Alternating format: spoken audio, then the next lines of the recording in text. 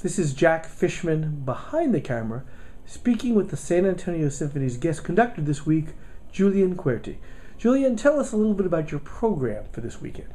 Well, I think it's a pretty interesting program for this weekend. We begin with the Bartók Divertimento, which is a piece for only strings, and then we're going to add a bassoon and a couple woodwinds for the Mozart bassoon concerto.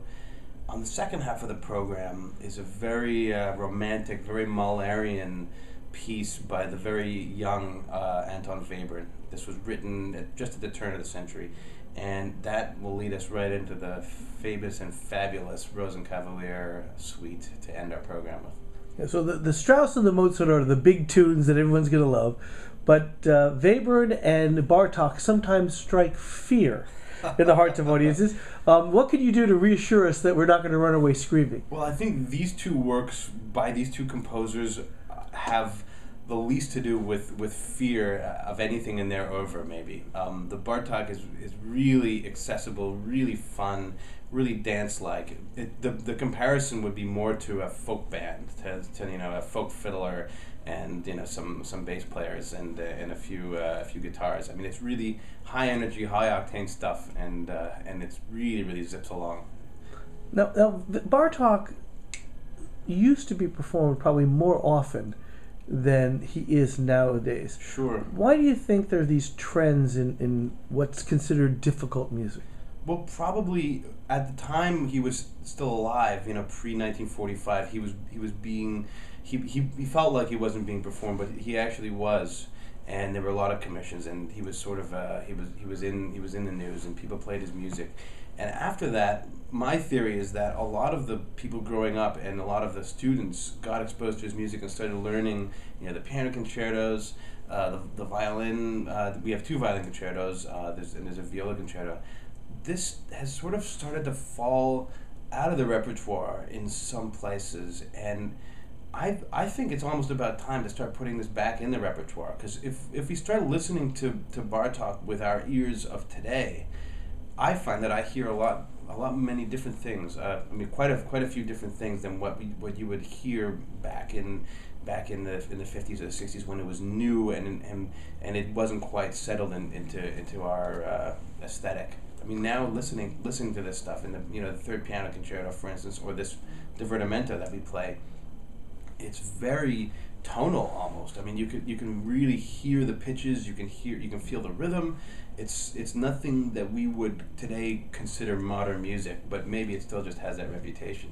Now, when you're not guest conducting, you work for the Boston Symphony. I do. And they commissioned the Bartók Concerto for Orchestra. That was one. I mean, they've got a long list of amazing commissions. If you go through the repertoire and you look at all the pieces that Koussevitzky commissioned, it's staggering. But that's one of the big ones. And Bartók came to Symphony Hall. In fact, the story goes that he sat in the balcony for a rehearsal, and he didn't say anything. And then afterwards, he had a long list of notes for Koussevitzky, but he was quite sick quite ill at that point. It was towards the end of his life. Now, Bartók was known for using math as one of his organizing principles, and we were talking about that earlier. That's not really a very common compositional technique, is it? Well, some composers like Xenakis, who was an architect and a mathematician, or even Pierre Boulez, who studied math, this has gone into some of their music.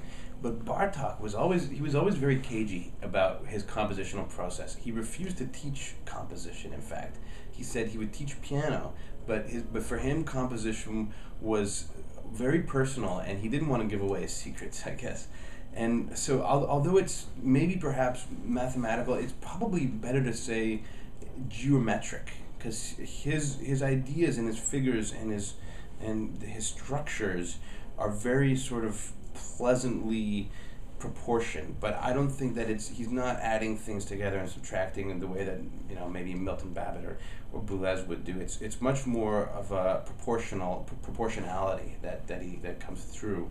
And some of his movements, he writes them to sort of climax at the golden mean, at the golden ratio, which for just to remember back to our high school algebra days, it's when you have a shape which is a rectangle, and when you cut off a square from that rectangle, then the leftover rectangle is the same proportion, exactly the same proportion as the main one. So it's this ratio relationship that you can fold into infinity, or you can expand out to infinity, and it always preserves itself. So Bartok was very interested in these things, seashell structures. You can think of these spirals, or looking at the top of a broccoli or a cauliflower. You can see the fractal patterns and the spirals that's all golden ratio. Well, that's fantastic. Bartok Divertimento has always been one of my favorites. I don't think I've heard it live in 30 years, so I'm very much looking forward to this weekend. Thank you very much. Julian Querty will be conducting those 4 works, Bartok, Mozart, Webern, and Strauss, Friday and Saturday with the San Antonio Symphony. Thank you. Thank you.